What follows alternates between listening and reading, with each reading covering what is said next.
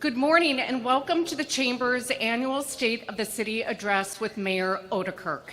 We welcome our in-person guests as well as our virtual audience who is watching the program live. Thank you, Mayor, for taking the time to reschedule this event so quickly to address our members and the community. I am Jen Howard, President of the Joliet Region Chamber of Commerce and Industry. But before we begin the program, I'd like to thank our State of the City presenting sponsors. They are AT&T, Citgo, Cullinan Properties, ExxonMobil, V3 Companies, and Hudson Hollister. We also had a record number of businesses sponsor our 2021 Breakfast and Luncheon Series. I'd like to take a minute to acknowledge each of them. They are Amita Health St. Joseph Medical Center, Associated Orthodontists, AT&T, Bank Financial, Bays Investment, Berman Capital Management and Research, Blue Ribbon Products, Busey Bank, CNC Vision Gallery, Corsetti Structural Steel, Darcy Buick GMC, Delaney and Vroon, Fazio Insurance, First Midwest Bank, First National Bank of Ottawa, Gateway Foundation, Hamilton Consulting Engineers, Illinois Securities Company, Joliet Area Community Hospice, Joliet Bank and Trust, Joliet Catholic Academy, Joliet Job Corps Campus, Joliet Junior College, Midland States Bank, Nicor Gas, NRG Energy, Newmark Credit Union, Prairie Land Audiology, Rathbun, Cerniak and Kozel, RISE, State Farm Insurance, Howard Wright, Three Rivers Construction Alliance, University of St. Francis, Wormer, Rogers, Duran and Rusin, and Window World of Joliet. Now it is my pleasure to introduce to all of you our 2021 Board Chair, Jeff Pearson.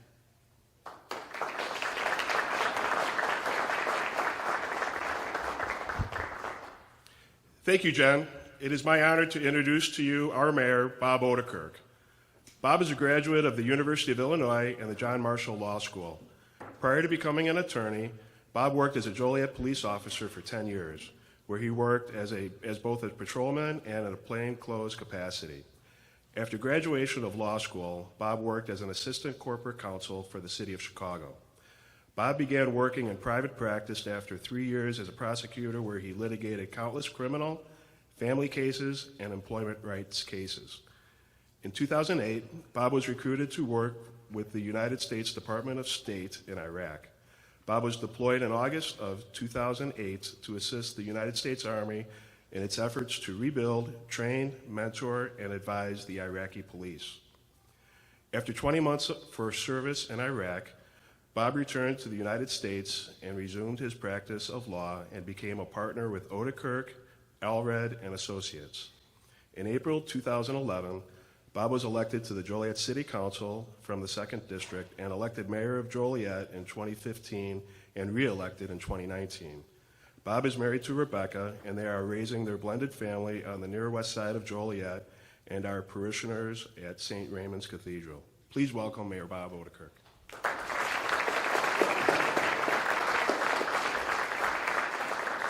Thank you, Jeff.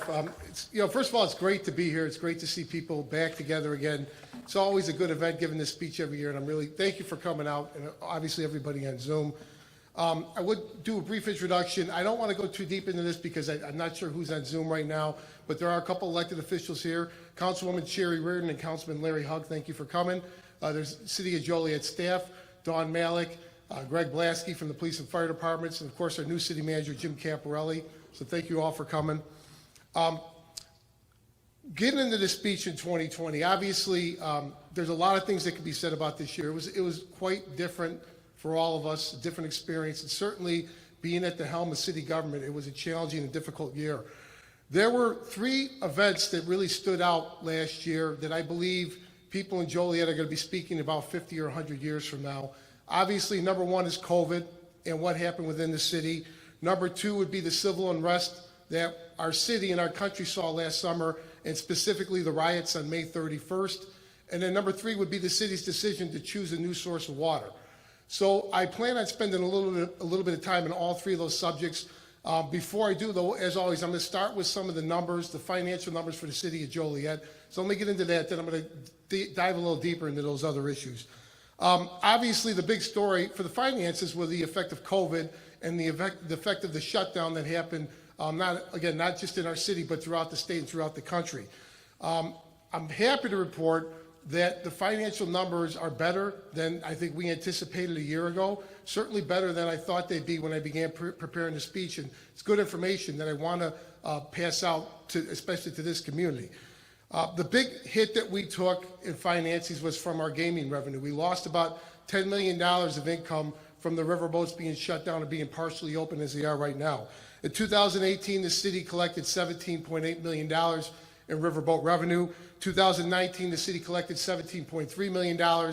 Last year, we collected $7.5 million. That's the biggest loss that we took in Joliet, came from the gaming revenue. Our sales tax was down slightly. 2018, $50.2 million. In 2019, $49.6 million. In 2020, $48 million in sales tax. So again, it's down a little bit, but not significant, a small amount. The hotel motel tax, surprisingly, was better than what I expected. In 2018, the city collected $2.7 million. In 2019, $2.6 million. Last year, 2020, $2.5 million. So again, it's down a little bit, but not significantly. Another surprising number would be revenue from building permits issued by the city. Again, in 2018, the city collected $1.8 million. In 2019, $1.7 million.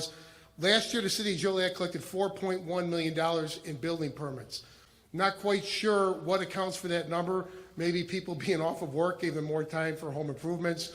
There is a lot of economic development throughout Joliet. There's new housing starts, but that was a great number and certainly a trend that we'd like to see continue going forward. We more than doubled the amount of revenue from building permits last year. A real estate transfer tax, again, similar to previous years, 2018, $3.1 million, 2019, $2.2 million, last year, $2.3 million. So that stayed somewhat consistent. Water tap-on fees were the same way, $1.1 million in 2018, $850,000 in 2019, $1.02 million in 2020. So to sum it up, the total general fund revenue. In 2018, the city collected $182 million. In 2019, the city collected $185 million. Last year, the city collected $181.8 million. Again, obviously, that's about $4 million shy of where we were the previous year. That does include the $5 million in CARES Act funding that was given to the city of Joliet. But again, we dipped in the reserves about $4 million. We entered 2020 with $46.8 million in reserves. We came out of it with $41.5 million. That's a real credit to city government, to the elected officials that are here, the prior elected officials, prior mayors, to help build that reserve fund. It's an emergency fund. It's there for times of crisis, and we certainly faced one in 2020. But the people of Joliet need to know city government is healthy. We're economically healthy moving forward, even coming out of the year with COVID. So that's a great number. One final number, I talk about this every year, is the estimated assessed value of property in Joliet. Between 2008 and 2014, property values in Joliet decreased every year. Since I became mayor in 2015, we've reversed that trend. Property values have gone up every year in Joliet. In 2020, property values raised on average another 5.04%. So since 2015, in the last 6 years, property values in Joliet have gone up an average of 34.6%. It's an outstanding number. It's something civically we should all take pride in. I certainly do. And again, a trend that we want to see going forward. So those are the numbers, and again, a little bit better than what I expected to deliver, but it wasn't horrible news. I'm going to get into the COVID response a little bit. Let me start with COVID from last year. Obviously, it's a big story, and everybody in this room has their own experiences, their own personal stories. I just want to relate my experience as the mayor of Joliet, what it was, what we were facing running the third biggest city in the state of Illinois with COVID. So I gave this speech on February 24th of last year, and I, as always, I reviewed my notes when preparing this year's speech. Nowhere in my speech a year ago was there any mention of a pandemic, of the COVID virus or potential lockdowns. I don't think anyone was thinking that way on February 24th. Fast forward to March 5th of last year, myself, Councilman Hugg, John Grueling, and Derek Conley took a trip out of Midway Airport, a day trip to Kansas City to see the North Point project in Kansas City. Again, life hadn't changed as of March 5th of last year. I do remember seeing a couple people in the airport wearing masks and comments amongst ourselves how odd it looked to see people with masks. This is March 5th of last year. And obviously that changed dramatically. On March 9th, Governor Pritzker issued the first disaster proclamation for the state of Illinois. On March 16th, I signed the first order declaring a local state of emergency in Joliet. And on April 2nd, I signed the second order declaring a local state of emergency. What those orders did, amongst other things, was shut down City Hall. It combined the council meetings. The Open Meetings Act was suspended. The way we were going to do business in the city changed instantly. What we did within the city in those dark days in mid-March and early April, I described it to the media at the time as an all-hands-on-deck approach. That was accurate. That's the way we approached this at City Hall. We had daily meetings with myself, the city manager, and department heads. Instantly, what we were facing with the city, again, early on, not knowing the extent of the pandemic, not knowing the mortality rate or who the disease was going to target, not knowing the things we know today, we were faced with the idea that we may have to shut down portions of the fire department or police department, or what happens if a third of the water department gets sick and can't come to work anymore. So they were dire times at City Hall, and again, I described it as an all-hands-on-deck approach. We made the decision to split up staff. We worked with the fire chief and police chief to feverishly try to find protective equipment for our first responders and for our city employees. The city staff divided up their workforce with the idea that if COVID were to hit one sector, it would not shut the entire sector of city government down. We realized that city government can't fail, and that was the approach that we took. City Hall eventually would reopen on June 1st of last year, and then close again on November 20th of last year, and then reopen on January 25th of this year. And what I really want to highlight, I'm going to go a little bit further into COVID, is the leadership role that the city of Joliet took throughout this process. It's something that needs to be said, and our citizens need to understand exactly what the city of Joliet did. I talked internally about having meetings every morning. We also reached out to community partners. City of Joliet took the impetus to do this. We spoke regularly with Will County Health Department officials. We reached out and spoke with school district officials for all school districts that affected Joliet. We talked to representatives from both Silver Cross and St. Joe's Hospital. We spoke with Mike Hennessy in the United Way to help coordinate the charitable organizations in Joliet and how they were going to respond to the pandemic. We held numerous phone calls that we sponsored with surrounding communities, surrounding mayors and city managers to pass on information, share what we knew in Joliet, and talk about what we were doing in Joliet and what we were hearing from all these other community officials. Personally, I met routinely. I was on conference calls with Governor Pritzker or other Illinois mayors. I held several Zoom conversations with Mayor Cherico from Naperville and Mayor Irwin from Aurora to discuss what their cities were doing, to compare strategies, and again, to pass that information. We also held multiple press conferences in the Joliet City Hall Council chambers. And many of those press conferences were not just covered by local media. We had Chicago media outlets that were desperate for information that were coming to Joliet. At those press conferences, we invited many of the local officials I talked about earlier, again, to share information and pass on information and what we were doing in Joliet. In March of last year, we were scheduled to do the public hearing for the North Point project. That was suspended for a month when COVID first hit. We decided to go forward in April and do the public hearing in April. We basically created a public hearing system that was copied by Will County government and by governments all throughout Illinois. We led the charge on how to do this during the pandemic and during government shutdowns. We also, and I think this is important, on April 14th of 2020, I called for a special city council finance meeting with the council as a whole. Mr. Gadati, our finance director, had shared projections with myself and the city manager privately. I thought it was important that the entire city council hear those projections, and also the people of Joliet. So we held a very public meeting with Mr. Gadati, giving a very dire forecast of what the city of Joliet was going to look like financially if the government shutdown did not end throughout the rest of the year. And unfortunately, myself and the city council took a lot of criticism on that message. Other communities were not being that forthcoming, in my opinion, or were not sharing that information. But just the opposite. I think the Joliet City Council deserves credit for going forth publicly and sharing that information with the public. As it turns out, many of the things that Mr. Gadati was asking for was suggesting, such as layoffs or shutting down fire stations or shutting down part of city government, we were able to avoid. But again, I give the city council a lot of credit. It was a tough meeting to attend, and you certainly open yourself up for scrutiny, but that type of transparency is what people should expect from government, and that's what Joliet officials got from Joliet government. And then finally, when I talk about the leadership, it goes full circle to what's happening today. I see Deputy Chief Jeff Carey and Chief Blasky here from the fire department. What's happening at Joliet West High School is a story that again, can't be overstated here in Joliet, and it's something that the people of Joliet are going to remember you for many years from now.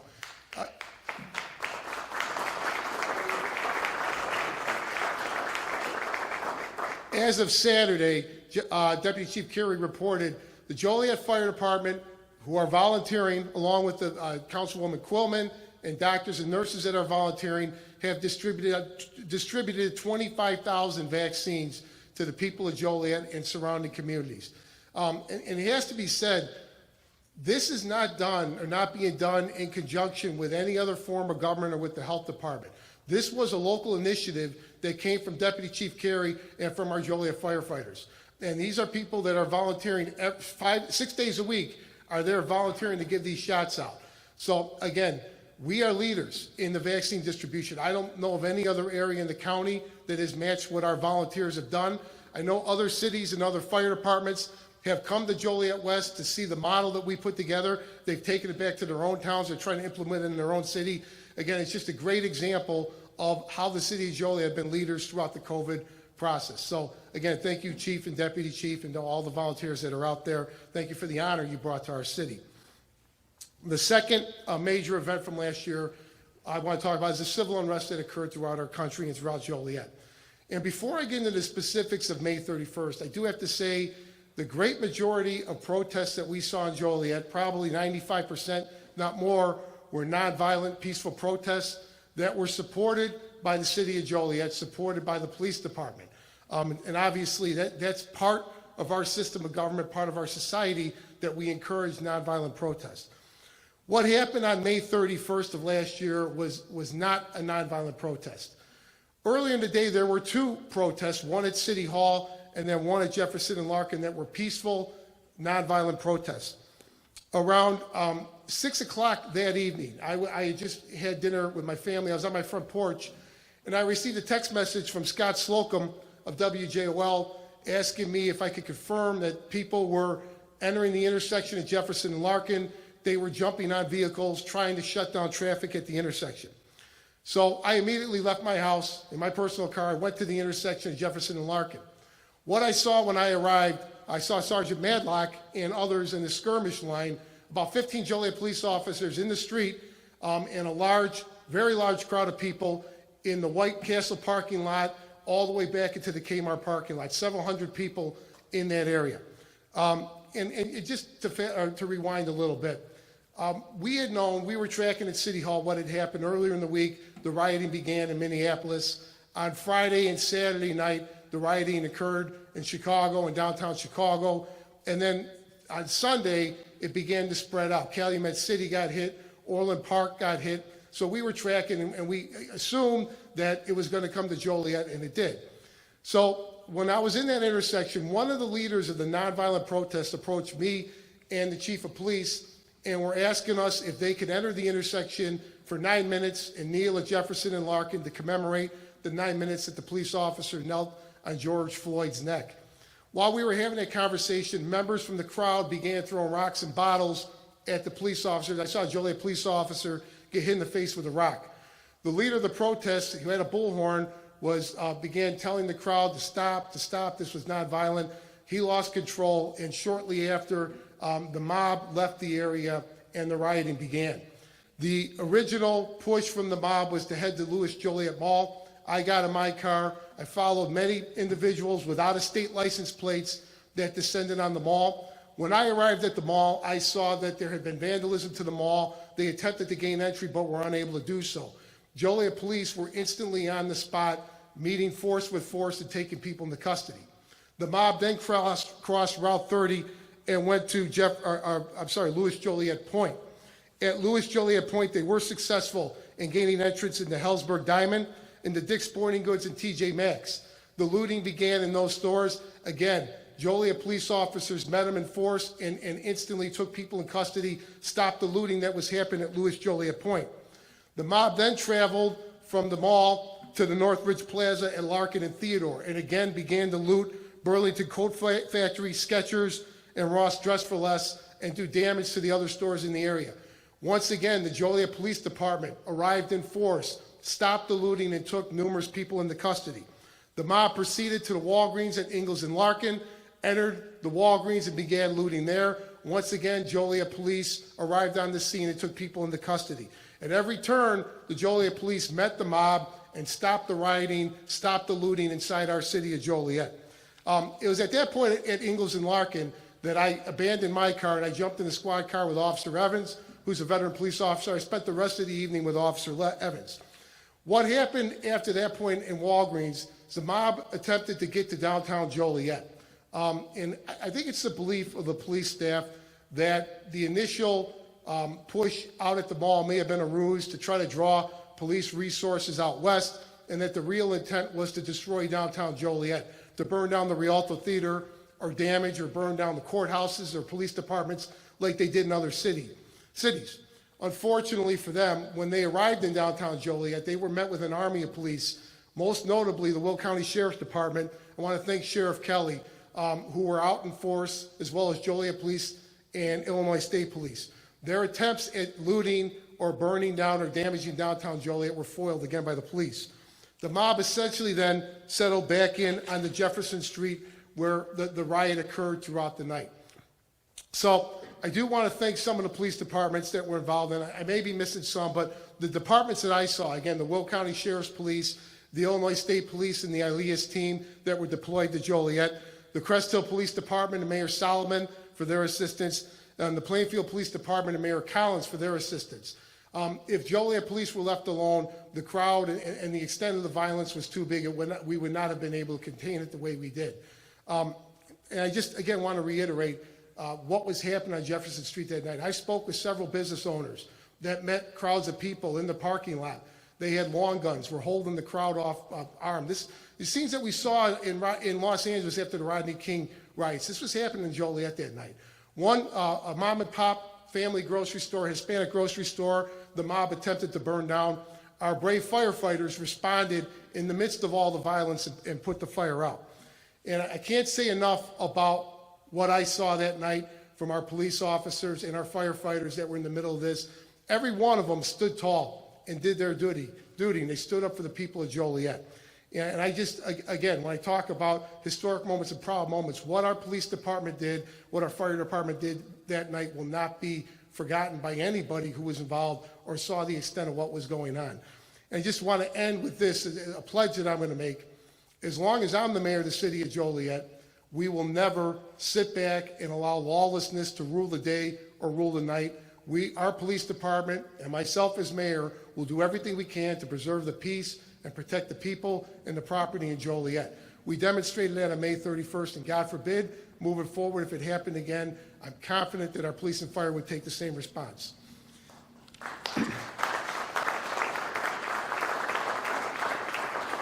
The third issue, and on a little bit of a lighter note, would be the water decision that we made. I think everyone's familiar with the issue. I'm going to give a quick rundown. Since 1907, the city of Joliet has been drawing water off an aquifer. It's certainly not a local aquifer, it's regional. We've known for some time that the aquifer is being depleted and eventually going to run dry. In 2017, Mayor Weisner from Aurora was holding a water seminar. He invited me to attend, and I did. After the seminar, Mayor Weisner pulled me aside, and he said, Mayor, Aurora began pulling off of this aquifer 35 years ago. We're getting water from the Fox River and the aquifer. What are you doing in Joliet? Well, the answer was not much, but that changed abruptly. I came back to Joliet. We reformed the Environmental Committee, and I can't say enough about the volunteers in that committee who put forth hundreds of hours with city staff. They were tasked with drilling deep into this and recommending a new source of water for the Joliet City Council. So Allison Swisher, who's here today, led the charge in this. This has been a several-year project between Allison, the engineers, the consultants we've hired, and the Environmental Committee, the volunteers. They investigated 14 different sources of water for the city of Joliet. They ultimately narrowed it to a Lake Michigan option with the recommendation to go through the city of Hammond, to have Joliet pump the water, clean the water, and pump it back to Joliet through the city of Hammond. When it got to the city council, the council wanted to keep a second option open, which is either the Hammond option or buy water directly from the city of Chicago. So then for the next year, again, we drilled down, we entered into contract negotiations with both sources. Ultimately, on December 17th of last year, Mayor Lightfoot from Chicago and Mayor McDermott from Hammond came to the Joliet City Council chambers. They made a public pitch with their staff to the Joliet City Council, and on January 28th of this year, the final vote was taken, and the City Council chose the source of water from the City of Chicago. So without getting too deep into what happened, again, I think it's been widely reported, I would say the City of Chicago, during that year negotiation, 3 times came back to the table and upped their offer. The City of Joliet is in a position now where we could become regional providers of water. The water that we're going to buy from Chicago can be resold out of Joliet. And again, I've talked about it with the COVID crisis. I talked about it with the rioting. The leadership that our city showed during this period, I think, is something of note that should be noted. We understand other communities around us are facing the same problem we are. We understand they don't have the resources. What we have provided, along with the 3-year roadmap that we are sharing with other communities, we're providing a way forward for everybody to move forward. And obviously, the Chamber of Commerce event, I think business people understand 50 years from now, Will County and Joliet is going to look different than it does right now, just as it looks different today than when it did 50 years ago. This area is going to continue to expand, continue to boom. The southwest area of Chicago is going to continue to grow. What we have put in place in Joliet, what we are putting in place, is a long-term solution of clean, fresh water, again, not just for our citizens, but for citizens of all around us moving forward. I definitely believe the city of Joliet is going to reap dividends from this 50 or 100 years moving forward from the decision this city council made back in January. One other side point, along with the new source of water from Chicago, we are committed to completely redoing our internal water system. Again, we've been drawing water off of a well. We're going to keep that system intact. If there ever was a disturbance, either in the pipeline or in the Lake Michigan water quality, we will be able to switch back to the well system on a temporary basis. But we have to redo our entire infrastructure. We also have to get a Lake Michigan allotment, we have to reduce the water loss that we experience at Joliet. Right now, because of aging infrastructure, aging water mains, the city of Joliet loses about 30% of the water that we're pumping from the aquifer. That's going to change. We have to get below 10%. So we're going to spend hundreds of millions of dollars internally to improve the city water system. So this is a monumental project, but it's one that I'm certainly proud of as mayor that we're tackling. Again, I can't say enough about Allison Swisher, all the years of work she's put into this, her staff, and again, the volunteers and the Environmental Commission for getting us to that point. And just simply say, again, this was a monumental, historic decision that happened in 2020. So I'm going to shift gears a little bit. I'm going to talk a little bit about the economic development. I always like doing that in this speech, and it's important to do so. I'm going to not spend as much time as I normally would, but a couple projects of note that need to be talked about.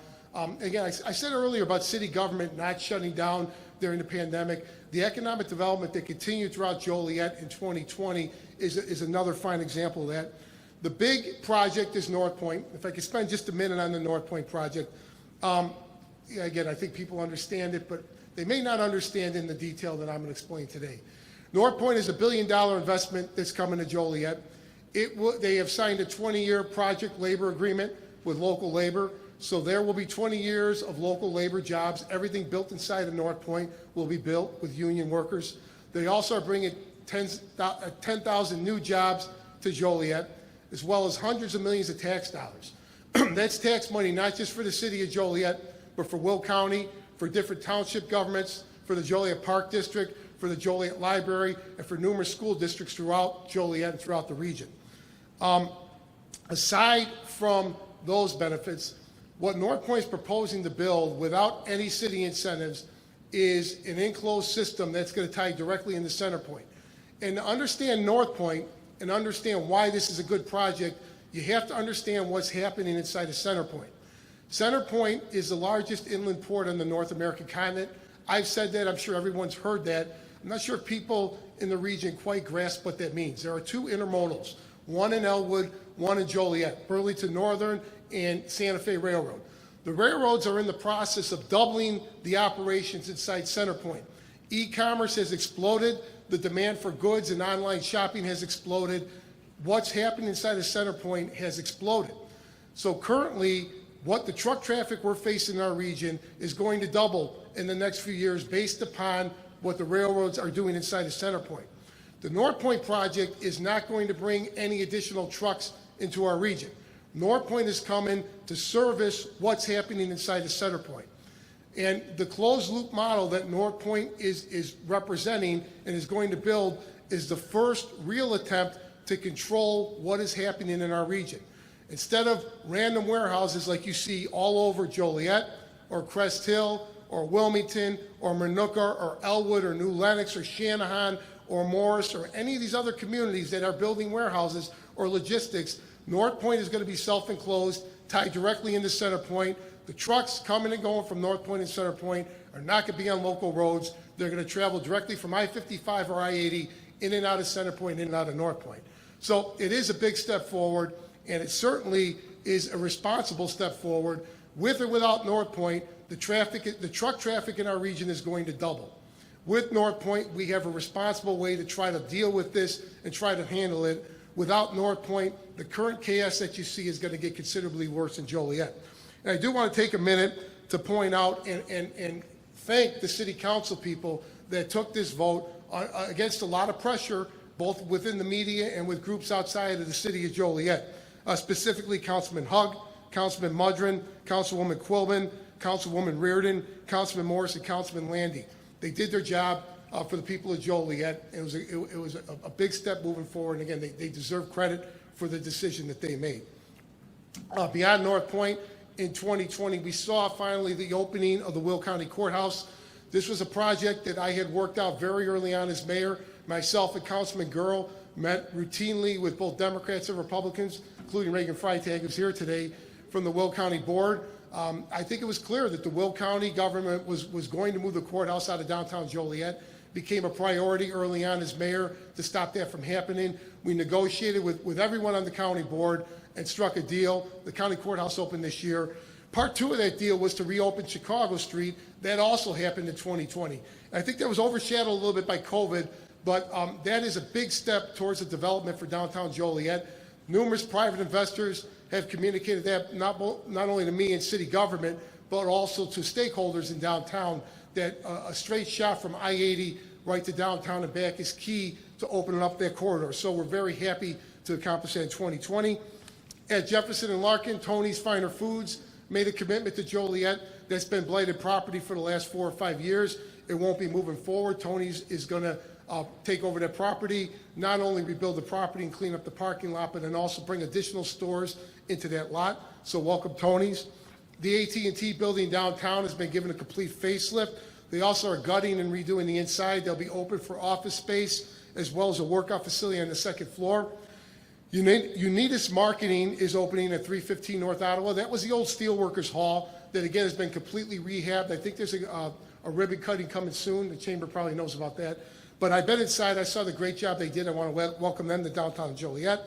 The Cullinan project continues to move forward at I-80 and I-55. I think it's fair to say that COVID was a difficult blow for the Cullinan people, but they have not stopped in their efforts, and they secured a major point in 2020. They received a commitment from the state of Illinois to fund the interchange directly off of I-55 onto that property. And everybody familiar with it understands how key that interchange is to moving forward. I want to congratulate the Cullinan people and city staff who worked with them. That was a major step forward to get that commitment from the state of Illinois. The interchange is going to be built, which means that property, after many, many years of starts and stops, is going to be developed. Harbor Freight is coming to City of Joliet. This is another project inside of Center Point. It's a 1.5 million square foot distribution center. It'll be hundreds of jobs. And again, like North Point, the City of Joliet is giving no incentives to Harbor Freight.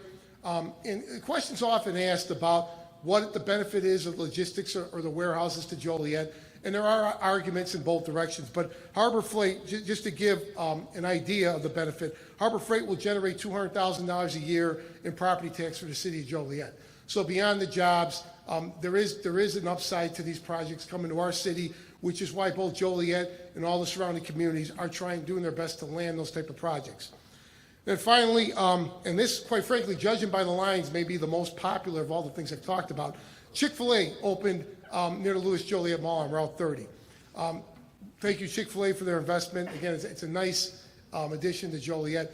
I think, though, what Chick-fil-A represents, along with Rise, the cannabis store, which is out there, is what's happening at the mall. One door closes, another door opens. We've seen Binny's, Chick-fil-A, we've seen what's happened by Costco. I think in 2021, you're going to see more decisions in that corridor. So the mall is changing. The anchor stores, some of them have gone away, but I would not say by any means that the mall or that area of Joliet is dead. That area is in transition. And I think when you see places like Chick-fil-A coming in as an example, and I think in 2021, you're going to see other examples of real amenities coming into that area. Also in 2021, I planned on saying this a month ago before my injury. It's dated now, but the Holboat Road Bridge is going to be built in Joliet. That announcement was made a couple weeks ago. Again, like North Point, the Holboat Road Bridge is an attempt to mitigate and control the truck traffic that's in our region. It's the first real step forward, I think, other than Arsenal and I-55, the first project to get the trucks off of local roads. And again, I've talked about this in years past. I won't go into too much detail, but there's no Joliet tax dollars being spent on that bridge. There's about $25 million from the state of Illinois to redo the interchange at I-55 and Holboat Road. The rest of the money, about $200 million, is being invested by private investors. It's a public-private partnership with no cost to Joliet taxpayers, but Joliet citizens are going to see the benefit from that bridge, with the idea of getting the trucks off of Chicago Street, off of Briggs Street, and a route directly in and out of Center Point. So it's a big announcement. Again, that happened within the last year. Real briefly, I put together a wish list, what else I'd like to see in 2021. The obvious is the end of COVID and a return to normalcy, a return to all the events that we're used to seeing throughout the summer, Taste of Joliet, the downtown events, the parades, the holiday parade. I think most of us are very positive in where we're heading with COVID, but that's obviously number one on my list of what I'd like to see. Number two, I just talked about Friday, so I'm not going to go into detail, but the Jefferson Street Bridge, we need an answer here in Joliet. It's not good enough to say we'll hold the line until the bridge is fixed, it goes back into service, and wait for it to break again. The bridge is almost 100 years old, and it needs to be fixed once and for all. It's a solution that myself and the city manager, Mr. Caparelli, are going to pursue in 2021. And then finally, something I'd like to see, one positive that may come out of COVID is how professional minor league baseball has been completely broken up. And I think the city of Joliet is in a real position where we could get an affiliated minor league team in Joliet. Again, this is something that has been kicked around at City Hall. We've met with different people, but if you can't imagine for a second, if we were able to get an affiliated Chicago Cubs or Chicago White Sox team, the crowds that we could draw at the stadium, and not just local Joliet fans, but people coming from all over the region, the Chicagoland region, to see minor league baseball in Joliet. Because of the status of minor league baseball, I think there's an opportunity to do that, and it's something I definitely plan on pursuing in 2021. So then, to wrap this up, again, I want to thank everybody for coming out, the people in person and all the people on Zoom who are watching this. Again, 2020 was a difficult year for all of us, certainly for people that lost loved ones during this past year. It certainly was a difficult year to be the mayor of the city of Joliet, or the mayor of any city in our country or throughout Illinois. But as I reflected on the year, and I put the speech together, I can honestly say that some of the proudest moments that I've experienced as mayor did occur in this last difficult year. I talked about the water. To preside over a meeting where the mayor of Chicago and the mayor of Hammond are in the Joliet City Council chambers, and we're voting on this water issue, which is going to affect people for 100 years. It was a proud moment as mayor to be there over that meeting, to see this happen inside the city of Joliet. I talked about the rioting on May 31st. In the midst of all the chaos on Jefferson Street, when I saw the way our police officers, many of them young, who hadn't experienced anything like this before, again, the way they stood tall for the people of Joliet, the way they did not shirk their duty, but survived in the violence and acted effectively and professionally in preserving peace and protecting property. It was a very proud moment for me as mayor. The fact that not one Joliet City employee refused to come to work or refused to do their duty during the pandemic, not one, of over 800 people. And that includes first responders. And again, if you rewind to the mindset where we were at a year ago in March or April, when no one knew the extent of this disease, and policemen and firemen were going, or firefighters and police officers were going on calls, not knowing if they were being contaminated, not knowing if they were going to take this home and infect their children or their parents or their wives or husbands. And yet not one instance of a Joliet police officer or firefighter or city worker not doing their job. It was an extremely proud moment for me as mayor, proud of our city. And then again, just to wrap it up, what I saw and what I continue to see at Joliet West, and quite frankly, if you haven't been there, you owe it to yourself to take a trip and see what our firefighters have done, and that they are saving lives every day in Joliet, volunteering their time to do so. I couldn't be prouder to be the mayor of this great city. So again, thank you, all of you, for coming out and hearing me today. Hopefully we'll have a full house next year, but thanks to all of you. Thanks to the Chamber of Commerce and Jen Howard and Jeff for putting this on. Thank you to the people of Joliet for allowing me the privilege of being the mayor of this great city. And I want to wish each and every one of you a very happy and healthy 2021. Thank you.